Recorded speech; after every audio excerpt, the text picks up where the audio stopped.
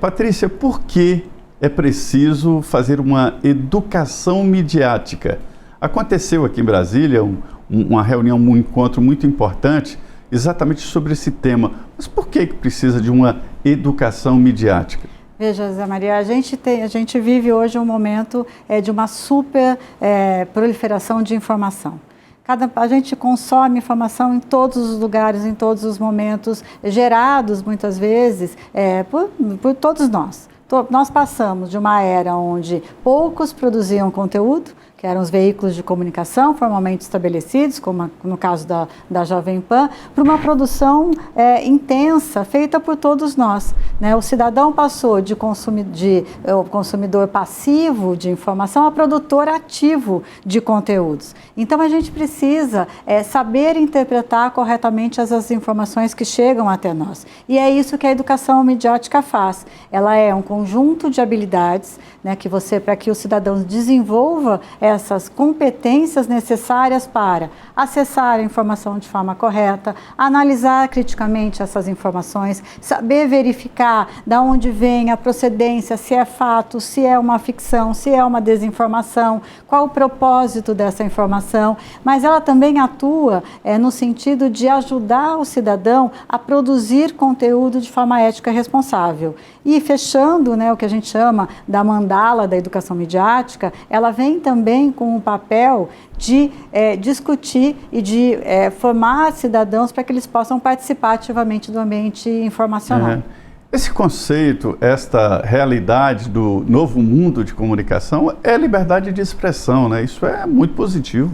Muito positivo. A liberdade de expressão é um direito fundamental, está no artigo 19 da Declaração de Direitos Humanos, está na Constituição Federal, artigo 5º da Constituição, é livre a manifestação do pensamento, sendo vedado o anonimato. Então, o exercício desse direito, ele tem que ser visto, né, não só como uma atividade para que você possa expressar as suas crenças, as suas ideologias, mas também como uma forma de respeitar quem pensa diferente. E também fazendo isso com ética e com responsabilidade. Eu tenho falado muito, Zé Maria, que nem tudo é censura, mas também nem tudo é liberdade de expressão. Que a gente precisa saber interpretar corretamente esse direito. É um limite sensível, difícil, né, Patrícia? Exatamente, porque quando a gente fala, eu tenho liberdade de expressão para falar o que eu quero, a liberdade de expressão, ela te dá esse direito, mas ela também te coloca, e está na Constituição, que você não pode sair caluniando, você não pode cometer atos contra a honra, você não pode mentir no sentido de imputar crimes em pessoas inocentes. Então, ela tem quem fala, quem exerce o direito à liberdade de expressão tem que ter a responsabilidade. Eu discordo, eu acho que pode. Eu tenho a impressão que pode tudo, né? A liberdade de expressão é exatamente isso. Só que você vai ser responsabilizado num determinado momento. Então, a posteriori, né? Sim, você pode falar, mas você tem que ter a noção de que se você cometer algo que possa ferir a dignidade, a honra de determinada pessoa, você pode ser responsabilizado por isso. E então, isso não é censura, isso é responsabilização. Então não precisa regulamentação. Já está devidamente regulamentado se existe lei atual para punir quem exagera ou quem comete crimes. Sim, no caso da liberdade de expressão, a Constituição é muito clara. A gente não precisa de uma lei nova que regule ou que trate da liberdade de expressão. A gente precisa, talvez, de uma discussão ampla no sentido da responsabilização de determinados conteúdos fraudulentos que são produzidos em larga escala, que são produzidos de maneira industrial. Aí a gente está falando de outra coisa, a gente está falando, né, do uso desse direito fundamental para a prática de atos criminosos. É interessante que um advogado me alertou sobre a legislação, principalmente a penal. Nenhum artigo do Código Penal diz não matarás, né? Mas diz, se você matar, você vai ter uma pena de 8 anos, a partir de 8 anos de prisão, né? Então, assim, eu entendo que a legislação brasileira e a Constituição, quando fala da liberdade de expressão, vetado anonimato, né? Isso aí já complementa o que mais precisa, porque há uma campanha e há uma insistência no sentido de regulamentar esse setor. Na verdade, eu acho que tem aqui essa questão da Constituição, que ela é muito clara. Você tem outras leis que já estão instituídas. Então, quando alguém fala assim, a internet é uma terra sem lei. Não é uma terra sem lei. Você tem no marco legal brasileiro, você tem o Marco Civil da Internet, você tem a Lei de Proteção de Dados, a LGPD, por exemplo, que ela já te coloca quando você tem alguma risco de invasão de privacidade. A LGPD está aí, é uma lei super moderna, atual e que pode ser utilizada. Você tem, por exemplo, a lei, o Código de Defesa do Consumidor, que pode ser utilizado também para práticas, por exemplo, de propaganda enganosa, ou até de produtos que você tenta comercializar e que acabam não sendo entregues. Por exemplo, o Código de Defesa do Consumidor pode fazer isso. Você tem a lei da concorrência. Então, já existem marcos legais que possibilitam, por exemplo, o combate à desinformação e a proteção do próprio consumidor, usuário desses produtos de redes sociais. O que a gente precisa avançar? Na regulamentação dos serviços oferecidos pelas plataformas. Então, você pode, por exemplo, melhorar a forma de transparência, né, na hora que quando você está sendo alvo de uma publicidade, saber se aquele conteúdo é publicitário, se aquele conteúdo foi impulsionado, se foi impulsionado, quem impulsionou. Da onde veio, se você permitiu que o seu dado fosse aberto para que aquela empresa usasse esse dado. Então, a gente pode avançar em marcos legais para melhorar a relação entre o usuário e serviços digitais. Agora, se a gente olhar na questão de combate à desinformação, por exemplo, a gente tem uma linha muito, muito tênue entre o que é, como você bem colocou, o direito de se expressar, e esse direito ser visto como desinformação.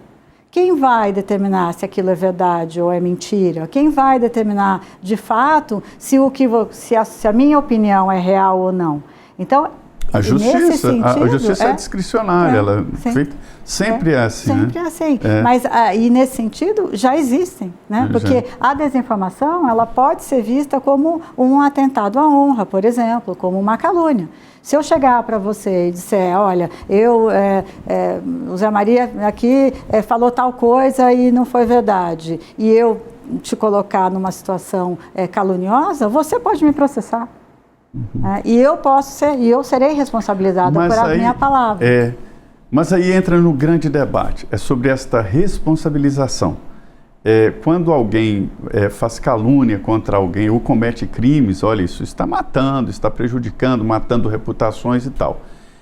Eu entendo que as plataformas também são responsáveis ou corresponsáveis, porque nós aqui nas mídias tradicionais, né, rádios, TVs, jornais, se responsabilizam pelo que publicam.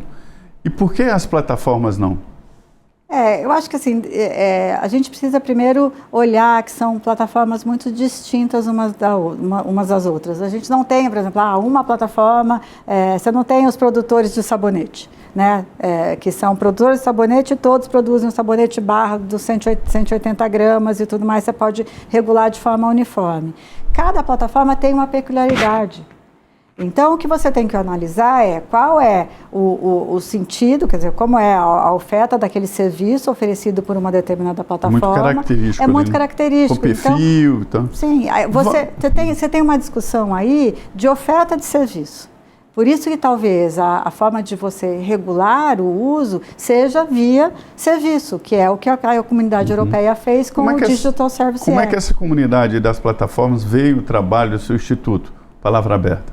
Olha, a gente tem recebido um bom retorno, até porque, até para as plataformas, a educação midiática ela é muito interessante. Porque a educação midiática ajuda a formar o cidadão para saber utilizar bem, inclusive essas plataformas, com ética, com responsabilidade, sabendo o seu papel, sabendo a forma como você pode usufruir melhor do ambiente digital sem poluí-lo.